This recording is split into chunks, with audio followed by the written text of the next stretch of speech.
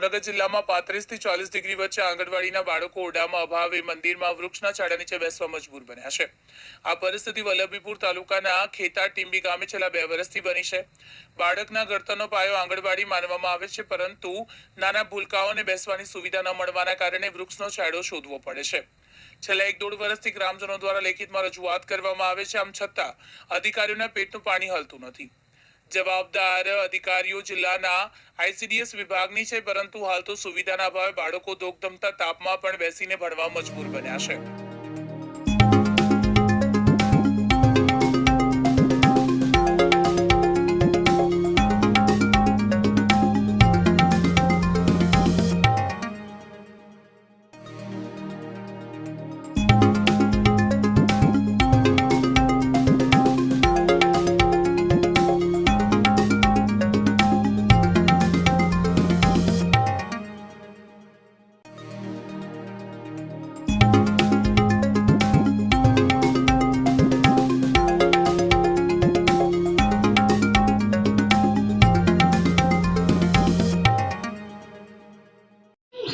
સોલંકી ઉદયશનભાઈ માનસિંહભાઈ રાજપૂત અગ્રણી।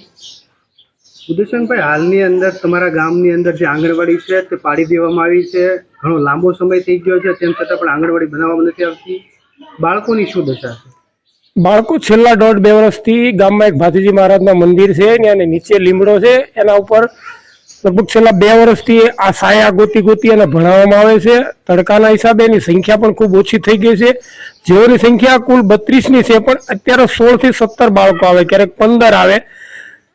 ત્યાં 33-34 ડિગ્રી ટેમ્પરેચરમાં તાપમાનમાં બેસી શકાય એવી શક્યતા નથી, એની હિસાબે સંખ્યા પણ ખૂબ ઓછા પ્રમાણમાં આવે છે। અને છેલ્લા 2 વર્ષથી આ સ્થિતિમાં આંગણવાડીના બાળકો સાયા બેસવા માટે મજબૂર છે।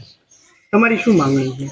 માંગણી તો એક જ છે, અમે અનેકવાર રજૂઆત કરી, લેખી અને મૌખિકમાં, પીડબ્લ્યુડીમાં, ધારાસભ્યશ્રીને, તાલુકા પંચાયતમાં, જિલ્લા પંચાયતમાં, તો અમારે વાર એક જ કહેવામાં આવે છે કે તમારી સ્કૂલનું ટેન્ડર પ્રક્રિયા થઈ ગઈ, પૂર્ણ થઈ ગઈ, ટૂંક સમયમાં ચાલુ કરવામાં આવશે।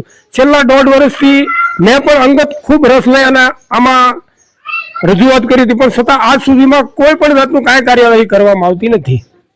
તમારી માંગણી? અમારી માંગણી એક જ છે કે તત્વરે બિલ્ડિંગ ઊભું કરવામાં આવે અને બાળકના ભવિષ્ય માટે જો આપણે રમશે ગુજરાત, ભણશે ગુજરાતના એવા નારા આપતા હોય તો આ બાળકની સ્થિતિ આજ 35 કે 40 ડિગ્રી ટેમ્પરેચરમાંથી એનું પોતાનું બિલ્ડિંગ મળી જાય અને એમાં બાળક હોશે ભણી શકે।